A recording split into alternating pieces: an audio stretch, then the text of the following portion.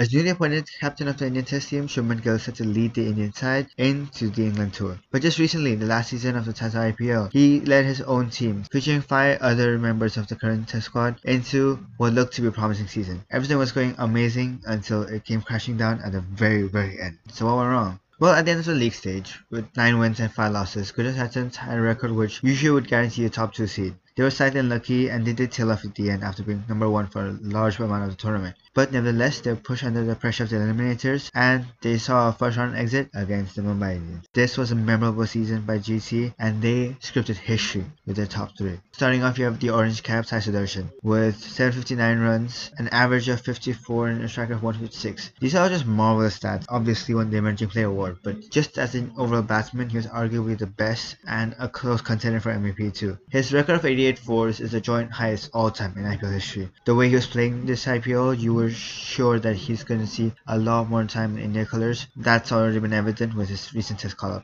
Then you have Josh Butler. He's a veteran by every means and a total white ball legend. And he scored upwards of 500 runs too. He averaged 60 and he also had quite a lot of non-outs where he guided his team through the end of a chase where his experience and game sense just shone through. Plus his strike rate of 163 has been a surprise to absolutely no one. We just know how destructive he is. And last year, the captain himself, Shubman Gill, was 650 runs of his own, averaging 50. He's tried to attack a lot of times in the power play, and in some cases that's also the reason why he's gotten a few early dismissals. Regardless, he's once again graced the audience with his effortless stroke play, and his strike rate of 156 just goes to show that. By the way, if you're wondering what those 3 percentages are, they're the dot ball percentages of all 3 batsmen. Among the best dot ball percentages in the season, and this shows how effective these guys are with their runs. And that's how this side has made no fuss about any target below 220. Where GT has a mixed season was with the bowling. They had some big performances on bowlers, especially Prasad Krishna, who himself had an all-time IPL season. With 25 wickets, he took home the purple cap, but it was also his economy which stood out. At 8.3, it seems like it's normal, but given the overseas given to bowl, those are pretty impressive.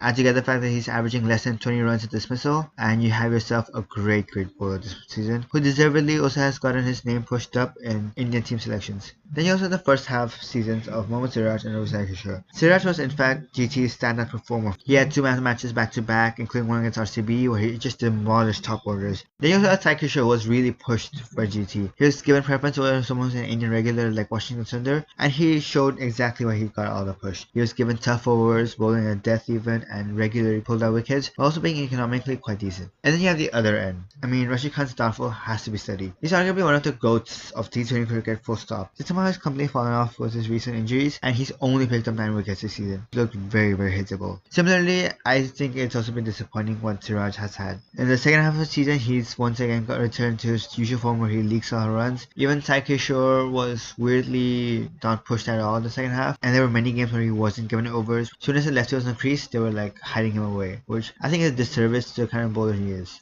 The one point of GT's team that stood out in middle order concerns. Yes, there's a reason for that, and we saw that in full effect throughout the tournament. Shubman Rutherford on paper had a great tournament. Almost 300 runs, averaging 30 and striking at over 150. Those are great stats, but what the stats hide is the fact that he failed to clutch up in the important moments, which is why he couldn't close out games and was often a regular factor in the games GT lost while chasing. Then you also have Shark. He also had the 150 in a collapse, but besides that, he's really lacked to provide that kind of dependability and reliability to win games. He hasn't pulled those kind of performances at all. Charles Savage is a player who time and time again has pulled the rabbits out of the bag and won games from out of nowhere, but this season he's been promoted to 6, and that concern has shown. I mean, when your number 6 doesn't even have 100 runs, averages just 12, you are in for some troubles, and that's what GT experienced time and time again, with the batting line looking really short, so that whenever any of the top 3 fell, you were scared the whole team would fall off a cliff. Honestly, GT did have a really good season. They brought back an old SRH CSK template where they bowled consistently well, and the chasing department just took care of itself. It was effortless and systematic, until it wasn't, and when it wasn't, it was mostly because the bowlers just conceded way too many runs. Just right in the first game, Punjab scored 243 against Gujarat, and at that point you were like, Gujarat bowlers are just losing the plot. They actually came back well in the game, and they only lost 11 runs. The other example of the bowlers just not being in the game at all for them was in their 9th match, where they put up a decent total, but Vaibhav Suryavanshi with the century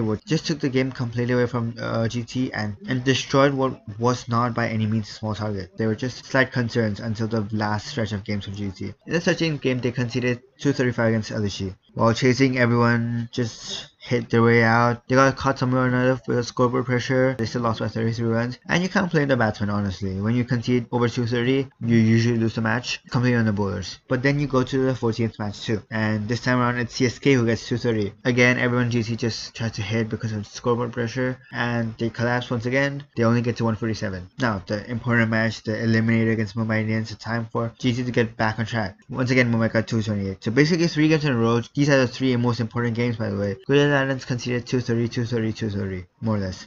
In this chase, Sexton started off really fast, kind of tailed off, but that's when Washington Sundar took over and then Jasprit Bumrah came in. That's right, they were expecting to chase 230 against Jasprit Bumrah and that Mumbai Indians bowling had. Honestly, once again, a loss in bowlers. Now, I don't really know what to make of that because it very likely could just be a case of things falling apart at the wrong time. Just when Rashid Khan's your weakest bowler, you really can't do much about that. Moving forward, if they were to somehow improve this team, well, on the watch list, I think Darryl Mitchell would be a perfect option. On the one hand, the injury record to Kane Williamson and Glenn Phillips makes me feel like they should stay away from Kiwis, but if they do go that way, Darryl Mitchell is a solid and stable middle order bat, takes the game deep more often than not. As a big release, I don't think they should release anyone. This team, since inception, has relied a lot on vibes. The one concern would be Khalid Rahman not looking at his best, but he is a quality bowler, so I would totally back on him to turn up next season. As far as promise and potential go for next season, I think Washington Sundar should consistently play more often. His approach to batting is different to the other batsmen, and he also has shown to play at a faster pace, so I think that's a nice mix-up. While Rashid Khan, the bowler, will turn up for sure. He is too big a legend to just fall off at such a young age. So I don't think they'd be too concerned about that in the long run. All in all, it's a great and splendid record for GT, another one for the history books, and the second season after 2023 where they backed both the orange and purple caps. Given all these other teams we've covered, GT have had by far the best season, and if it were timed just slightly better, they would easily have been in the finals, and who knows, they might have won. Anyways, those are our thoughts on the GT season. I think it's been a great season, and